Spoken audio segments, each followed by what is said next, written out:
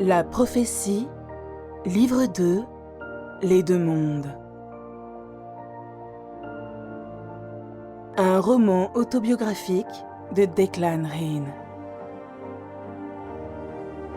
Avec les voix de Claudine Abdelkader et d'Alexandre Michalak. Avertissement. Ce livre audio contient des scènes érotiques explicites qui pourraient heurter la sensibilité de certaines personnes. L'écoute en est donc réservée à un public averti.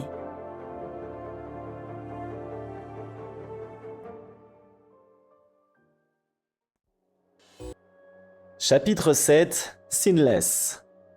Une brise ténue, tiède et douce sur mon visage. C'est la première chose dont j'ai conscience. Mon corps et mon cerveau sont dans une sorte de stase. Je me sens incapable de penser, encore moins de bouger. Le souffle qui m'effleure est léger, le rythme régulier. Puis vient une odeur. Non, plutôt un parfum. La chape de plomb qui m'anesthésie se dissipe progressivement. Allongé sur le côté, encore incapable de bouger, je perçois confusément une présence. Quelqu'un est contre moi, face à moi et respire doucement. Puis, d'un seul coup, l'engourdissement de mon cerveau s'estompe. La bulle qui enveloppait ma conscience se déchire. Je n'ai pas encore ouvert les yeux, mais je reconnais l'odeur, celle de Nathalie. S'y ajoutent des fragrances inhabituelles que son souffle mène vers moi. Une odeur légère, c'est la sienne, si féminine, si douce. Et puis une autre, un peu différente. Ce kaléidoscope de sensations olfactives s'assemble, comme un puzzle. C'est bien l'odeur de Nathalie, celle de Nathalie après l'amour. Mais les autres fragrances ne sont pas les siennes. J'ouvre les yeux, péniblement. Les siens sont si proches. Je flotte dans l'azur de ses prunelles. J'ai du mal à articuler. Ma langue est lourde. Bonjour, Nat. L'azur s'éclaire de 1000 paillettes. Elle me regardait dormir. Elle sourit. Bonjour, John. Son doigt suit le contour de mes lèvres. Son pouvoir magique me redonne parole et mouvement. Je me redresse sur un coude. Ma langue, ma mémoire se réactive. Nathalie est nue, allongée sur le côté, face à moi. Je regarde par-dessus son épaule. Personne. Et Gabrielle? Son doigt s'est déplacé sur ma joue, puis va taquiner mon oreille. Elle se hausse vers moi, m'embrasse. Ses lèvres et sa langue ont un goût étrange. Suave, mais étrange. Inhabituel. Il est parti, il y a juste 10 minutes. Ah, Il a promis de passer nous dire au revoir avant son départ pour Miami d'ici une petite heure. je m'étire, puis il la prend contre moi. Les souvenirs de cette nuit affluent, se bousculent. Tu es réveillé depuis longtemps? Un sourire, les yeux plissés. Presque 1 heure. Sans trop réaliser, je réponds. Tu aurais dû me réveiller. Le sourire s'accentue et les yeux se plissent davantage. Tu dormais si bien qu'il était impossible de te réveiller. Le déclic se fait dans mon esprit embrumé. Gabrielle et elle sont réveillés depuis près d'1 heure. Il est parti il y a 10 minutes? Quid des 50 minutes? Pardon? Son sourire chinois fait place à l'incompréhension. De quelles 50 minutes veux-tu parler? Je pointe un index interrogateur entre ses seins et ponctue chaque mot d'une légère pression sur sa poitrine. Des 50 longues minutes qui se sont écoulées entre votre réveil et le départ de Gabriel. J'ajoute les sourcils froncés, faussement suspicieux, pendant que je dormais. Son visage s'illumine, ses yeux pétillent. C'est Gabriel qui s'est réveillé le premier. Oui, et alors? Eh bien, c'est que, comme il dormait contre moi, j'ai tout de suite senti qu'il était réveillé. Je fais semblant de ne pas comprendre, ce qui lui permet de continuer à me taquiner. Oui, et alors? Eh bien, alors, je lui ai fait savoir que moi aussi j'étais réveillée. Comme il était dans mon dos, je ne le voyais pas, mais j'ai très nettement senti qu'il avait capté mon message. Elle sait très bien ce qu'elle fait en jouant avec mes nerfs, en s'interrompant au plus chaud du récit. Elle adore ça. Compte tenu des événements de la nuit, j'ai du mal à croire qu'il ait pu être en état de faire quoi que ce soit. Son rire est toujours aussi mélodieux et cristallin. Peut-être le sous-estimes-tu? Elle incline la tête sur le côté pour juger de l'effet produit par sa réplique. Je peux t'assurer qu'il était en excellent état.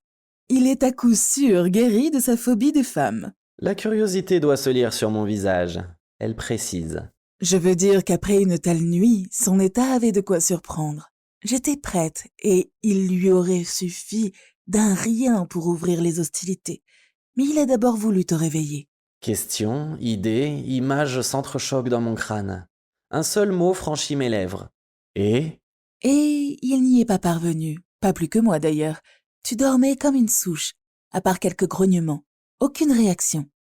donc, Nous nous apprêtions à renoncer à cet échange matinal lorsque j'ai eu comme un flash.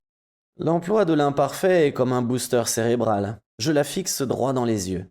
Vous vous apprêtiez à renoncer, ce qui signifie en clair que vous n'avez pas renoncé et que ce flash y est pour quelque chose. À travers ses paupières mi-closes, elle soutient mon regard et son sourire en coin lève mon dernier doute. Tout juste, mais ce flash était bizarre. Un flash bizarre? Oui, comme une allégorie. Ça donc, un flash allégorique. Peux-tu m'expliquer? Elle se mordit les lèvres, mais chez elle, ce n'est pas un signe d'embarras. C'est le même signe que lorsque nous jouons aux échecs et qu'elle a déjà gagné la partie. Eh bien, c'était un peu comme l'allégorie du plafond de la chapelle Sixtine, sauf que le vieux monsieur qui pointe son doigt n'était pas Dieu, mais un dieu. Là, franchement, je commence à me demander si un orgasme de trop ne lui a pas court-circuité quelques neurones. Tu te moques ou quoi? Son petit air coupable est aussitôt démenti par son regard coquin. Non, non, je t'assure. Tu dormais si profondément que ni moi ni Gabriel n'arrivions à te réveiller. On avait beau te parler, te secouer, rien. C'est alors que dans une espèce de flash, j'ai vu un vieux monsieur touchant ton front avec son doigt et te plongeant dans un sommeil cataleptique, tandis qu'à son côté, une femme très belle, demi-nue, nous faisait signe de te laisser dormir. Je suppose que c'était Morphée qui, à la demande d'Aphrodite, te maintenait dans le sommeil pour que Gabriel et moi puissions poursuivre notre tête-à-tête. Je dois vraiment avoir l'air idiot. Tu es sérieuse? L'air mi-rieur, mi-penaud, elle me fait un petit bisou. Tout ce qu'il y a de plus sérieuse. Il était vraiment impossible de te réveiller et oui, j'ai vraiment eu ce flash. Mais je crois que l'élément déclencheur a été le désir que j'avais de Gabriel. Je me remémore l'état comateux dans lequel j'étais en me réveillant. Et donc, Gabriel et toi? Le petit sourire, mi-ange, mi-démon, achève de me réveiller. Nous sommes allés poursuivre notre entretien sur le canapé du salon, mais j'ai demandé à Gabriel de laisser la porte ouverte. Je voulais absolument te voir. Je ferme un instant les yeux pour visualiser la scène. La double porte de la chambre ouverte, Nat et Gabriel sur ce canapé, si opportunément placés, et moi dormant comme un loir, tandis que le final de la scène est si intense que là je suis totalement réveillé. Je tends les bras et Nat vient s'y blottir. Je caresse son visage, ses cheveux. Le hasard a bien fait les choses. 1. Impossible de me réveiller. 2. Le canapé du salon placé juste en face de la porte. 3. Je ne me réveille toujours pas pendant votre tête-à-tête. Son petit air coquin s'estompe, remplacé graduellement par une expression d'une grande sérénité. Tu sais bien, John, que comme tous les scientifiques, je ne crois pas au hasard. J'ai eu le temps d'y repenser et je suis certaine que pour consolider sa guérison, Gabriel avait besoin de son moment rien qu'à lui. Il avait besoin de ce tête-à-tête pour tourner définitivement la page de son cauchemar. Je sais que tu aurais été d'accord avec ça si tu avais été réveillé et que tu te serais arrangé pour nous laisser seuls. Elle prend un air attendri. Tu sais, je suis tellement heureuse. J'avais quand même très peur de faire une grosse bêtise qui nous abîme et l'abîme davantage. Mais c'était si beau et si bon. J'ai fait l'amour avec l'homme que j'aime passionnément et avec un garçon adorable pour lequel j'éprouve une immense tendresse. Tout a été un véritable enchantement. Je suis bien dans mon corps et je suis bien dans mon cœur. C'était une nuit magique. Je voudrais tant que tu ressentes la même chose que moi. Je t'aime tellement, si fort. La réponse me vient du fond du cœur. Sois sûr qu'il n'existe personne qui t'aime comme je t'aime et qui ressente les mêmes choses que toi. Je la prends dans mes bras et roule avec elle sur les draps. Je la chatouille au creux des côtes. Elle se tortille comme un ver, riant comme une petite folle. Malgré sa nuit presque blanche, elle n'a jamais été si belle. Je l'immobilise sous moi. À moins que tu ne considères cela comme un secret entre lui et toi, peut-être peux-tu me dire si vous avez passé tout ce temps à... Je ne m'attendais pas à cette réponse. Oh non, ce n'est pas un secret. On ne l'a fait qu'une fois. 10 minutes. Un tout petit peu plus quand même. Elle fronce les sourcils et plisse le nez, signe d'une intense réflexion. Mais ses yeux sont pleins de malice. Oui, à la réflexion, c'était vraiment beaucoup plus. Son endurance est surprenante parce que pour lui, c'était quand même la 4e fois. On a joué ensemble. Après, j'ai fait un peu de café. Lui s'est rhabillé. Moi, j'ai juste mis mon peignoir et l'on a surtout parlé. Parler? Ah bon? Et de quoi? Elle plisse son nez. Vous êtes bien curieux, monsieur Rin. Un temps, puis... On a parlé de toi. De moi? Oui, il voulait mieux te connaître. Je suis un peu surpris. Mieux me connaître? Son index s'appuie sur le bout de mon nez. Oui, tu l'as vraiment beaucoup impressionné, comme tu impressionnes sans doute tous ceux qui font ta connaissance. Il s'est empressé d'ajouter que ta dureté apparente masquait une douceur et une tendresse comme il n'en avait jamais rencontré chez un homme. Je lui ai dit que c'était ce qui m'avait fait craquer et tomber amoureuse, alors que je ne recherchais qu'une liaison tranquille. C'est là qu'il m'a demandé que je lui parle de toi. Nous roulons à nouveau sur le lit et elle bascule sur moi. Je lui caresse le dos, l'endroit précis où se trouvent les mêmes fossettes que celles de ses joues. Mais, te connaissant, votre petit entretien a dû être assez bruyant. Malgré les manigances de Morphée et d'Aphrodite, j'aurais dû me réveiller. Étais-je exténué à ce point? Elle rit et m'embrasse longuement avant de répondre. En tout cas, tu avais des raisons de l'être et pouvoir te regarder dormir pendant que Gabriel me... Enfin, pendant qu'il... Bref, c'était très excitant. En même temps qu'un vrai bonheur. J'accentue ma caresse et descends bien plus bas que les fossettes. Je me demande où tu vas chercher cette énergie. Pour ma part, j'avais l'impression d'émerger d'une anesthésie lorsque je me suis réveillé. Elle rit. Tu sais, je ne valais guère mieux, mais c'était quand même délicieux. Je crois que seul Gabriel était en pleine forme et juste avant de partir, il aurait bien recommencé si je n'avais demandé grâce. Elle ferme à demi les yeux. Cette nuit, il y a eu des moments où j'étais dans un état second. J'entendais ta voix, celle de Gabriel, comme au travers d'une couche de ouate. Puis les sensations revenaient, très fortes. C'était étrange, j'étais comme en apesanteur. Mais paradoxalement, j'avais l'impression que mes sensations étaient décuplées.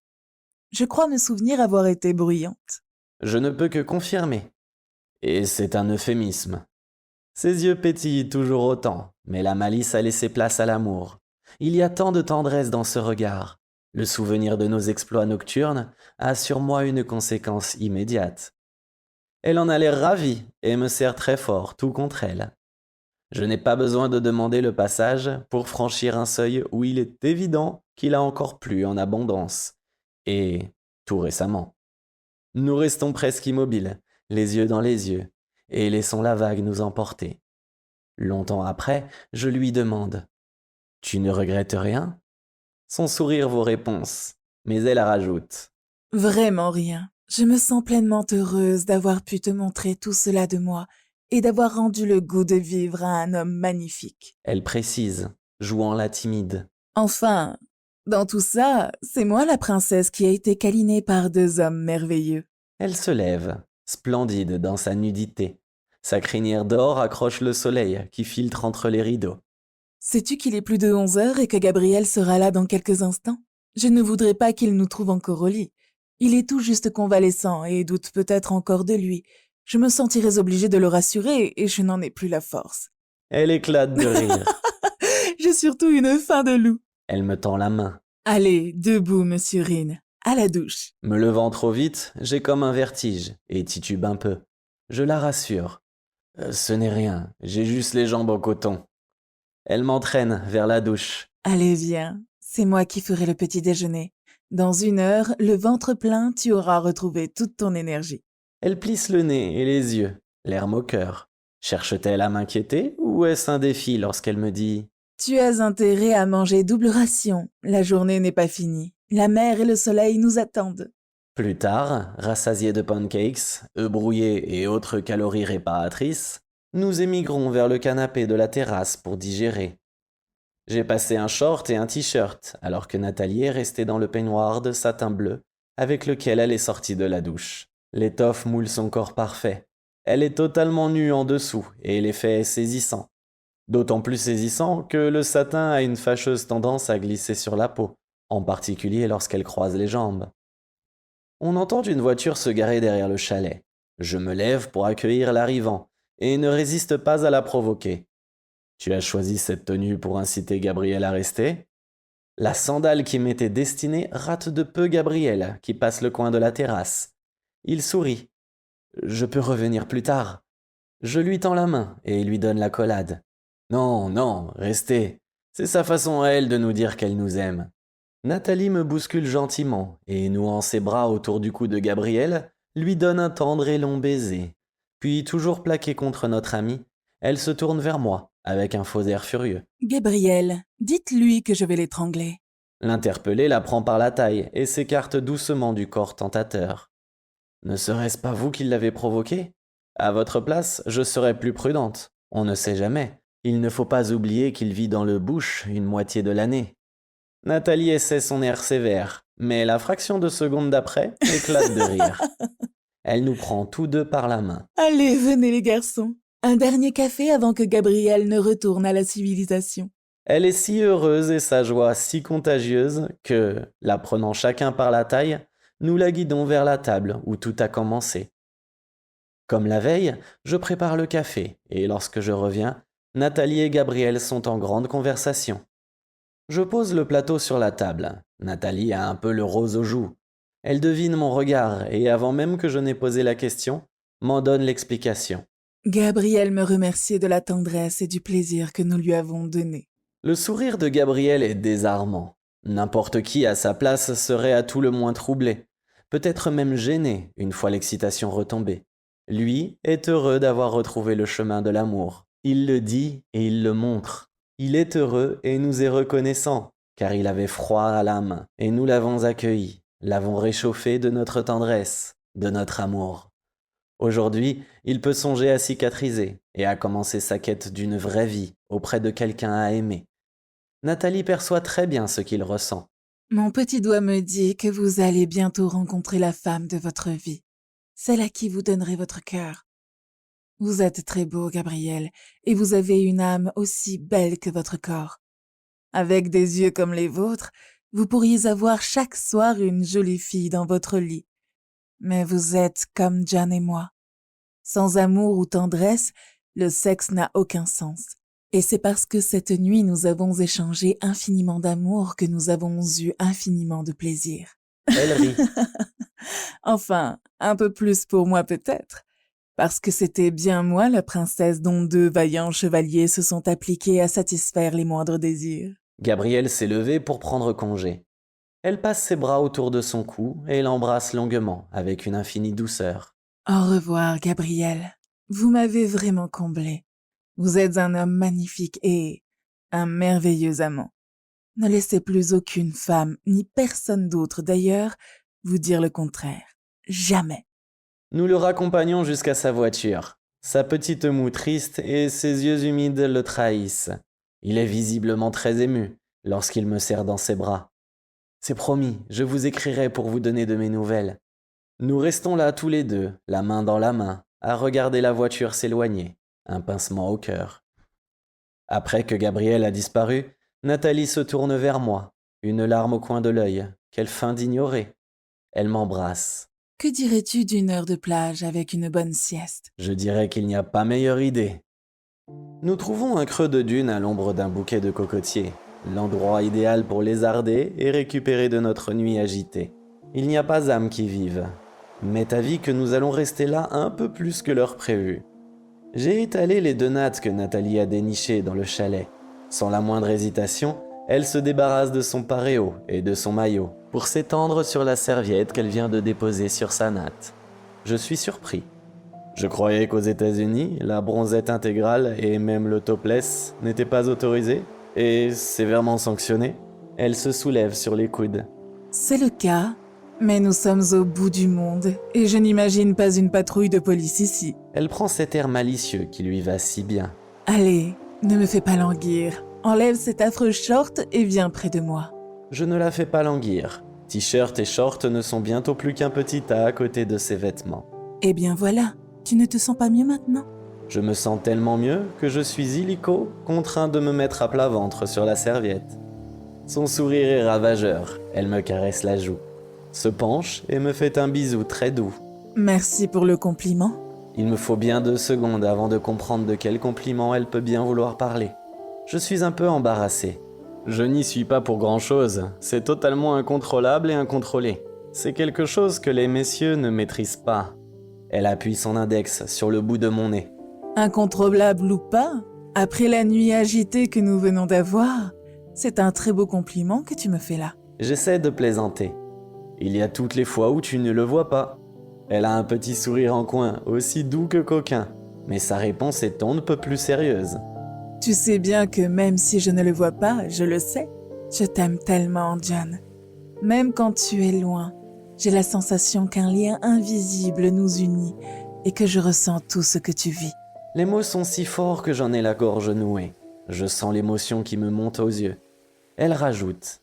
Cette nuit, sur la terrasse, lorsque Gabriel m'a prise la première fois, j'ai ressenti toutes tes émotions. Tes yeux me disaient combien tu me trouvais belle et combien tu m'aimais. J'avais l'impression que mon cœur fondait. Sans que j'aie à te parler, au seul fait de te tenir la main, tu savais que je te sentais comme si tu étais en moi. Notre fusion a été si accomplie que l'espace d'une seconde, à la fin, lorsque j'ai joui, j'ai vu comme une sorte de flash et j'ai cru perdre connaissance. Je caresse ses lèvres du bout de mes doigts. Gabriel m'a dit toute son émotion pour ce que cet instant avait d'exceptionnel. J'espère que cette nuit a effacé à jamais son traumatisme. Elle m'embrasse. Il me l'a dit ce matin, avant de partir, et là, si tu avais été avec nous, je vous aurais pris tous les deux en moi, comme cette nuit, et je suis sûre que la magie aurait recommencé. Elle se serre contre moi, niche sa tête au creux de mon épaule, et je l'entends murmurer, comme si elle craignait que tout ne disparaisse. Mon Dieu, j'ai si peur que tout s'arrête. Seigneur, protégez-nous. Je la sens qui tremble. Je caresse doucement ses cheveux. Elle a les yeux humides lorsqu'elle me prend la main. John, je ne sais pas ce que j'ai bien pu faire pour mériter un homme comme toi. Nous sommes ensemble depuis 1 mois et demi à peine, que déjà nos âmes ont fusionné au plus intime. Pourquoi nous? Pourquoi si vite et si fort? Nous ne devions rester qu'1 heure sur la plage, peut-être 2. Le temps nous a paru si court dans les bras l'un de l'autre, à ne rien faire d'autre que nous regarder et nous embrasser. Il est des instants où les mots deviennent inutiles. La fatigue a fini par nous terrasser, et nous avons dormi, longtemps. C'est la fraîcheur de la nuit qui nous réveille. Nat ne prend même pas la peine de se rhabiller pour rentrer au chalet. Il est vrai que le trajet est bien court, et que la nuit est notre complice. Le paréo ne retrouve sa fonction de protège-vertu qu'une fois sur la terrasse. À peine a-t-elle dissimulé sa nudité qu'elle est dans mes bras. Les siens sont autour de mon cou, les miens autour de sa taille, et ses lèvres si douces me disent tout l'amour qu'elle a dans le cœur. Une tape sur mes fesses et elle m'intime. Allez, file à la douche. J'ai affaire et je ne veux pas t'avoir dans les pattes. Les mots pourraient laisser croire à un subit changement d'humeur. Le ton et surtout le sourire le démentent. Cramponné à ma serviette, je m'exécute prestement, sans avoir le mauvais goût de demander pourquoi. J'avoue m'attarder dans la salle de bain. Quelque chose me dit qu'il faut que je soigne ma tenue. Chemise blanche, jeans, sans oublier les Santiago. Lorsque je reviens sur la terrasse, c'est un moment de magie qui m'accueille. Posées sur le sol, de petites bougies multicolores flottent dans des coupelles et dessinent une couronne de lumière tout autour de la terrasse. La table est recouverte d'une nappe bleue parsemée de pétales de rose, et en son milieu est posé un chandelier de corail à 3 branches. Nos 2 couverts sont dressés avec un soin millimétré, et l'espace d'un instant, je cherche le maître d'hôtel, auteur de ce petit chef-d'œuvre. De maître d'hôtel il n'y a point, mais pas davantage de Nathalie. Seule une musique douce et romantique est là pour m'accueillir. Je sens comme un frôlement derrière moi. Ne te retourne pas. Tu as une bouteille de champagne à ta gauche. Essaie de ne pas la vider avant que je ne revienne. J'en ai pour 20 minutes. Détends-toi et pense à plein de choses agréables. Juste le temps que j'essaie de me faire belle. Tu étais déjà magnifique quand je suis parti. Comment serait-il possible que tu le sois davantage? Pas de réponse à mon compliment. Nathalie? Je me retourne. Je suis seul sur la terrasse, à croire qu'un fantôme m'a parlé. Si c'est le cas, il a parfaitement imité sa voix. Je m'approche de la table basse. La bouteille de champagne est là, avec 2 flûtes et un assortiment de bretzels.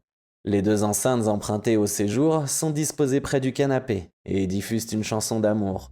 Je crois qu'elle a soigneusement choisi la bande, car à l'instant où je m'assieds, la voix de la chanteuse murmure « I don't fall in love without you ». C'est comme si la cassette était synchronisée sur mes pensées. Et même si je suis très attentif à chacun de mes gestes lorsque je débouche la bouteille et emplis ma flûte de bulles dorées, je ne suis plus tout à fait là, perdu dans un rêve où seul existe le sourire et les yeux de Nathalie. Une gorgée de champagne, une deuxième, les bulles, la musique. Je réalise que je suis debout au milieu de la terrasse et que je danse seul, mon verre à la main. C'est comme si je flottais à quelques centimètres du plancher. Je ne pèse plus rien. Je me sens si léger, aérien. Je ne suis pourtant pas ivre. Le niveau de mon verre me le confirme. Peut-être ai-je tout simplement laissé derrière moi les pesanteurs de mon autre vie. Il n'y a même pas 2 mois que je connais Nathalie, et le moins que l'on puisse dire est qu'elle a changé ma vie. En fait, c'est moi qu'elle a changé. Je ne sais plus où et à quel moment j'ai abandonné la carapace censée me protéger, mais qui m'empêchait de vivre tant elle était lourde à porter. Je ne sais plus où. Si, rue d'Onou. Quand? À la seconde où mon regard a croisé le sien. J'avais abandonné ma carapace, mais pas complètement. Il en restait quelques écailles. Elles sont tombées cette nuit. Cette nuit, Nathalie s'est donnée à moi, comme seul l'amour peut le permettre. Totalement. Ses yeux et son corps m'ont dit « Plus rien ne me protège. Tu es le seul à me voir ainsi, totalement offerte, abandonnée. Je t'ouvre les portes de mon âme pour que tu m'y rejoignes et que tu vois tout de moi, chaque recoin, jusqu'au plus intime. Sois doux, n'abîme rien. Regarde-moi faire l'amour et aime-moi. » Doucement, je tourne au rythme de la musique, porté par le souvenir des gémissements et du regard de Nathalie, alors que je lui tenais la main. Je viens de heurter un fauteuil. J'ouvre les yeux. Nathalie est là, devant moi. Si belle. Puis-je me joindre à toi? Elle est habillée tout simplement. Une petite robe de coton blanc, boutonnée devant, et aux pieds, des sandales de même couleur. Elle vient vers moi, de sa démarche enfin retrouvée. Souple, aérienne. À son doigt, la pierre de soleil scintille, accrochant et amplifiant la lumière dorée des bougies.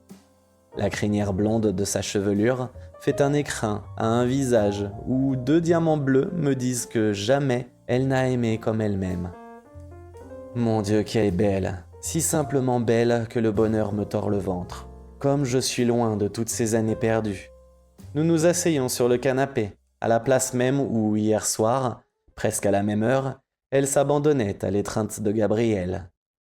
J'ouvre les bras, elle vient contre moi, niche sa tête au creux de mon épaule. Chaque centimètre de son corps s'appuie contre le mien. Je ne crois pas qu'elle ait mis un quelconque parfum. Celui qui monte vers moi est la douce odeur de son corps, de ce corps dont je voudrais que chaque cellule se fonde aux miennes. Dans mon cou, le souffle et le murmure de sa voix. « Je t'aime si fort que je voudrais crier. » Elle me tend son verre. « J'ai très soif, tu sais. » Je la serre et nous trinquons. Léger tintement des verres. Je ne sais pourquoi, tout me paraît musique. Je le lui dis, précisant. Crois-moi, je n'ai rien fumé en t'attendant. Elle rit, boit une gorgée. Je crois qu'en France, vous avez une expression qui m'avait toujours paru excessive jusqu'à ce que tu me prennes dans tes bras. Ne dites-vous pas « ivre de bonheur » ? Je prends sa bouche. Sa joue est douce sous mes doigts. Un instant plus tard, je lui dis tendrement. Le bonheur a vraiment un goût. Étrange que ce soit aussi une expression, le goût du bonheur. Elle pose délicatement son verre sur la table basse, en fait autant avec le mien, et juste avant de reprendre mes lèvres, Je voudrais regoûter au bonheur. ce baiser-là dure longtemps, très longtemps. Je crois bien que c'est elle qui reprend le contrôle. À propos de goût, un dîner nous attend. Elle se lève, vive, légère, et me tend la main, Je t'ai préparé une surprise. J'espère que ça te plaira. alors que je m'apprête à avancer sa chaise, elle me fait asseoir d'autorité. Non, assieds-toi. Ce soir, c'est moi qui fais le service. Ne bouge pas. J'arrive. Le temps que je me relève pour récupérer le champagne sur la table basse, elle est déjà de retour. Nous nous retrouvons face à face, notre plateau à la main. Chacun dépose le sien et s'assied. Lorsque je détaille sa surprise, j'en reste ébahi. 2 immenses assiettes de présentation contenant chacune une coupelle de caviar, des toasts, une assiette de saumon finement tranché, des blinis et un ramequin de crème aux fines herbes. Au centre du plateau, un service à vodka avec sa carafe en forme de boule, encastrée dans une coupe de glace carbonique. Tu as fait ton marché au Goum? Ma réflexion l'a fait sourire. Non, mais tout vient quand même de Moscou. J'espère que tu aimes le caviar et la vodka. Je prends sa main, y dépose un baiser. C'est somptueux. Mais es-tu sûr que nous allons pouvoir retrouver la chambre avec un tel mélange? Elle nous verse 2 verres et me tend le mien. On n'est pas obligé de tout boire. Quoiqu'à la réflexion, ce serait dommage d'en laisser. L'essentiel est de prendre son temps. Nous trinquons. Na zdrowie. L'accent est si parfait que je m'en étonne. Ah, parce que tu parles aussi le russe? Ne serais-tu pas une espionne du KGB, infiltrée dans l'ambassade des États-Unis? Elle vide son verre, cul sec. Je m'attends à ce qu'elle le jette par-dessus son épaule.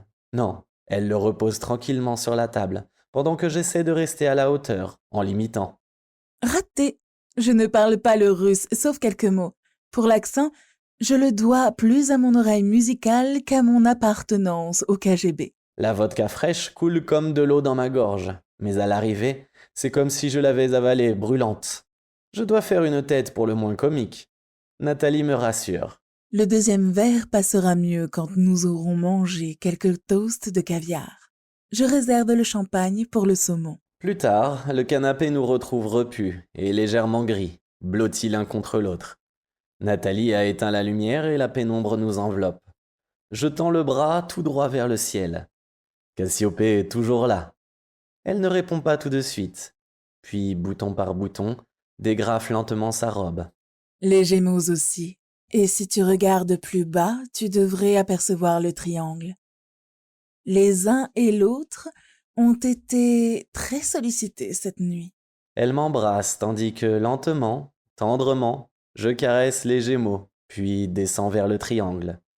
Rien d'autre que la douceur de son baiser, celle de ses seins, du duvet de son ventre. Un moment de pure tendresse. Elle me souffle.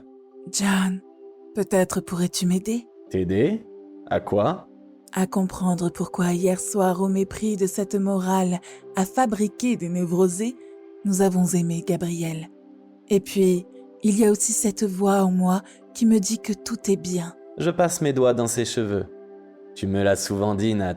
Il y a des choses que l'esprit humain ne pourra jamais mettre en équation. Elle m'embrasse, se blottit contre moi. Je suis heureuse, tu as raison. Hier soir, le Seigneur nous tenait tous les trois dans sa main. Quand je jouissais de vous deux, c'était comme un chant céleste, un chant sacré. Son émotion est palpable. Une larme roule sur sa joue. Et à un instant fugace, la perle d'eau me renvoie la lumière des étoiles. Je t'aime, John. Je t'aime, Nat.